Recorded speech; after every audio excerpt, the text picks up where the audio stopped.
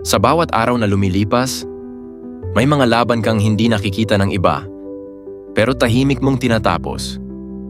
Kapag napapagod ka, tandaan mo, hindi ka umaatras, humihinga ka lang, at sa bawat paghinga, may lakas na bumabalik. Bawat sugat na hindi mo ipinapakita ay kwento ng katatagan na tanging puso mo lang ang nakakaalam. Oo, mahirap, oo, mabigat, pero hindi ka ginawa para sumuko. Ginawa ka para tumindig kahit ilang ulit kang madapa. Kaya bago mo talikuran ang pangarap mo, isipin mo kung bakit mo ito sinimulan. Isipin mo kung gaano ka nakalayo. At tandaan mo, nakikita ng Diyos ang lahat ng luha, pagod at dasal mo.